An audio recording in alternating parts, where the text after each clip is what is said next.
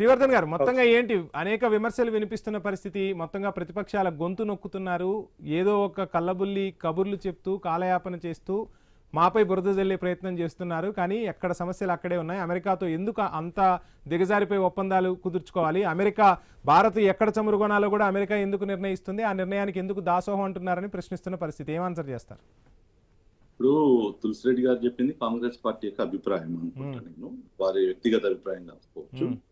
So America గత 6 నెలల నుంచి సంవత్సరం నుంచి వాడు దేశం ప్రపంచం అంతా తిరుగుకుంటూ భారతదేశం మా మాట ఇంటలేదు, సో నరేంద్ర మోడీ గారు మా మాట ఇంటలేదు, ఈ రోజు భారతదేశము ఆయిల్ డీలు రష్యాతో చేసుకొని తక్కువకు అక్కడి నుంచి దిగుమతి చేసుకుంటున్నారని ప్రపంచంలో మొత్తుకుంటుంటే ఈ కాంగ్రెస్ కి ఇది కనిపిస్తలేదా?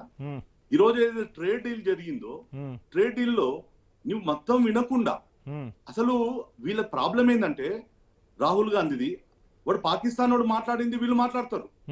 ఈ రోజు ఆపరేషన్ సింధూర్ ప్రపంచం అంతా విజయవంతమైందని చెప్పేసి ప్రపంచం అంతా భారతదేశం యొక్క సైనిక శక్తుల మీద నాయకత్వం మీద ఈ రోజు పొగుడుతుంటే పాకిస్తాన్ వాడు ఏదో మేము 2 జెట్ విమానాలు ఊలగొట్టినామంటే రాహుల్ గాంధీ ఏం మాట్లాడతాడు? అరే ఈ 2 జెట్ విమానాలు ఊలిపోయినా ఉంటాయి కదా, అరే విజయవంతమైన దాని గురించి మాట్లాడతావా? పాకిస్తాన్ వాడు మాట్లాడతావా? ఈ రోజు ట్రంప్ ఏదైతే మాట్లాడారో ఇవాళ ఏం జరిగింది? ట్రంప్ మనం మాట్లాడారు, ఇవాళ ఏం మాట్లాడిండ్రు?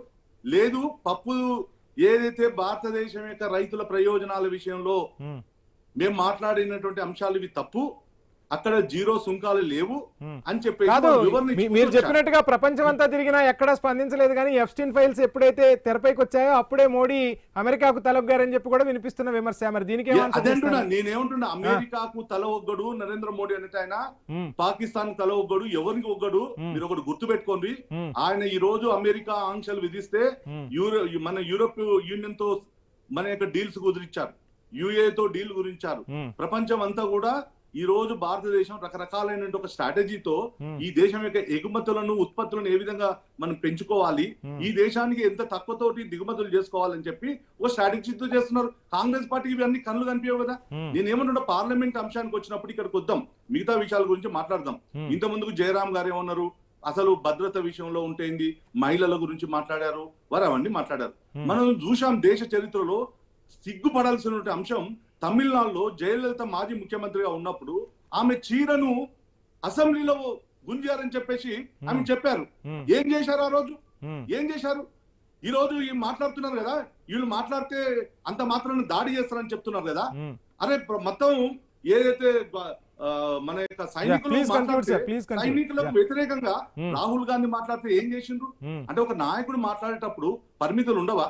ఈ రోజు తులసిరెడ్డి గారు మాట్లాడుతున్నారు, రాజ్యాంగంలో 1901 లో ఫ్రీడమ్ ఆఫ్ స్పీచ్ ఉంది, 19/2 లో కూడా ఉంది. ఇవన్నీ దేశ భద్రతకు రాజ్యాంగానికి లోనై మాట్లాడాలని చెప్పేసి 19/2 రూల్ కూడా చెప్తుంది. అంటే దేశానికి మాట్లాడాలని పార్లమెంట్ తెలియదా? ఇలా పార్లమెంట్ లో మాట్లాడేటప్పుడు ప్రధానమంత్రి కావచ్చు, అసెంబ్లీలో ముఖ్యమంత్రి కావచ్చు, స్పీకర్ అనుమతితో మాట్లాడాలి. వాళ్ళు మొత్తం దేశ ప్రభుత్వాన్ని ఏర్పరచడానికి నాయకుడైనా వాళ్ళకి ఆ లిమిట్స్ ఉంటాయి.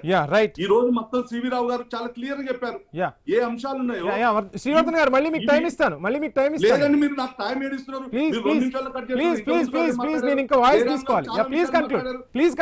నేనేమంటున్నా, జయరాం గారు చాలా విషయాలు మాట్లాడారు. ఇలా ఇంతకుముందు తులసిరెడ్డి గారు కూడా చెప్పారు, ఎవరైనా వెళ్ళలోకి వచ్చి వాళ్ళు నిరసన జరుపుకునే అవకాశం ఉంటుంది. వెళ్ళో నుంచి ప్రధానమంత్రి సీటు వరకు ఎందుకు వస్తారండి? ఎట్లా వస్తారు? అంటే ఇది వీళ్ళకి కనిపిస్తలేదా? ఇది వీళ్ళకి కనిపించలేదా? మాట్లాడేది వీళ్ళు డెమోక్రసీ గురించి మాట్లాడేది జయరాం గారు ఏంటి మొత్తంగా మోడీని టార్గెట్ చేశారు, మోడీ దగ్గరకు రావచ్చా, సభా సాంప్రదాయాలు పాటించట్లేదని చెప్పి కూడా వినిపిస్తున్న పరిస్థితి. జయరాం గారు ఏంటి, ఏం ఆన్సర్ చేస్తారు? కాంగ్రెస్ పార్టీ రాహుల్ గాంధీ ఈ దేశం యొక్క పరువును తీసుకోవడం కోసం, తీయడం కోసం అమెరికా పోయి ఓటు మాట్లాడతారు. ఆయన పొలిటీషియన్ ఈజ్ నాట్ పొలిటీషియన్. దయచేసి మిగతా వాళ్ళకి అవకాశం ఇద్దాం. ప్లీజ్ నేను ఇంకా 3 వాయిస్ తీసుకోవాలి, మళ్ళీ మీకు టైం ఇస్తాను. శ్రీవర్ధన్ గారు అన్యాయం గురించి చెప్తారు. శ్రీవర్ధన్ గారు మాట్లాడదాం, ప్రతి అంశాన్ని మాట్లాడదాం.